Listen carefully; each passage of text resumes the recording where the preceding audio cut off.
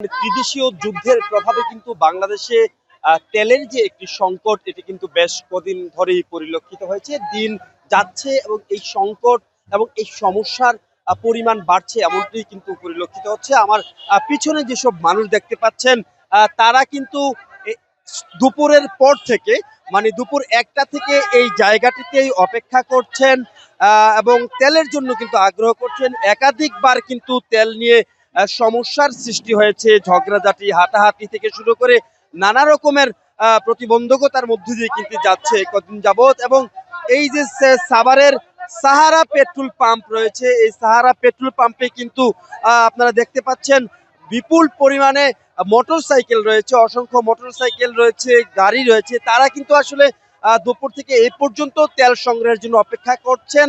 অনেকে তেল না পেয়ে অধৈর্য হয়ে কিন্তু চলে যাচ্ছেন।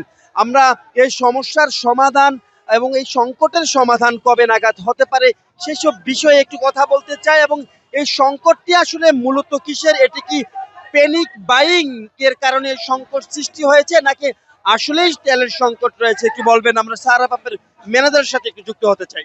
অ্যাকচুয়ালি সামনে আমাদের পবিত্র রমজান শেষে ঈদ আসতেছে। ঈদের সময় দেখা যায় এমনি একটু ভিড় হয়। আমাদের পদ্মার থেকে যে তেলগুলো দিচ্ছে 9000 ডিজেল, 4500 অকটেন, আমরা যা পদ্মার থেকে পাইতেছি তাই জনগণের মাঝখানে বিলিয়ে দিতেছি। আমাদের টাঙ্কির একটা লিমিট আছে, এটা কৃষি অফিস, ডিসি, ইউনো সব জায়গা থেকে আমাদের একটা মেজারমেন্ট দিছে যে তোমাদের যে তেল আসবে এই তেলগুলো তোমরা টাঙ্কিতে যতটুকু রাখার দরকার, হাওয়া জানি না ঢুকে, ওই পরিমাণ কাস্টমারে দিয়ে দিবা। তা আমরা সরকারের অনুযায়ী তাই এভাবে যত সময় দিয়ে যাচ্ছি। তারপর ঈদের সময় অনেকে দূর দূরান্ত জায়গায় যাবে, স্বাভাবিক যারা 200 টাকার তেল নিত তারা এখন 500 টাকার তেল নিচ্ছে। এখন কাস্টমার লক্ষ্মী, এখন কাস্টমারের সাথে তো আমাদের খারাপ বিহেভ করা যায় না। আমরা সাধ্য মতো চেষ্টা করে দিতে দেওয়ার জন্য। তেলের দাম কি বাড়তে পারে মনে হচ্ছে? এই জন্য কি স্টক করা হচ্ছে, অবৈধভাবে মজুত করা হচ্ছে এমন মনে হচ্ছে? না না না, এরকম কোনো ধরনের আমরা নিউজ পাই নাই। আমরা তো ডিলার, পদ্মার ডিলার, আমাদের এখানে তেল বাড়ার কোনোই নাই। সরকার যে আইন করবে, সরকারের প্রতি শ্রদ্ধাশীল রেখে আমরা সবসময় সবকিছু করি। আমাদের যে এই প্রতিষ্ঠান তো শুধু সরকারের বাহিরে না, এটা আমরাই জনগণ নিয়ে আমরা সবকিছু নিয়ে আমরা এক মিলে চলছি। ইনশাআল্লাহ আল্লাহর মতে এটা দ্রুতই সমাধান হবে। অনেক ধন্যবাদ। দর্শক, কথা বলছিলেন সাহারা পেট্রোল পাম্পের ম্যানেজার। তিনি বলছিলেন আসলে তেলের আসলে যে সংকট সেটি আসলে কৃত্রিম নয়, বরং তেলের যে ডিপো রয়েছে সরকারি, সেসব ডিপো থেকে তেল না পাওয়ার কারণেই কিন্তু এই শঙ্কার সৃষ্টি হয়েছে, সমস্যার সৃষ্টি হয়েছে। আমরা দেখতে পাচ্ছি যে এই যে তেলের জন্য অপেক্ষা করছে সাধারণ বাইকার যারা রয়েছেন তারা, পাশাপাশি স্থানীয় বাস চালক এবং যানবাহনের বিভিন্ন ড্রাইভাররা, তারা কিন্তু তেলের জন্য অপেক্ষা করছেন। এক ধরনের হাহাকার বলা যায়। টাকা দিয়ে তেল কিনবেন কিন্তু আসলে তারা কিন্তু টাকা দিয়েও তেল পাচ্ছেন না।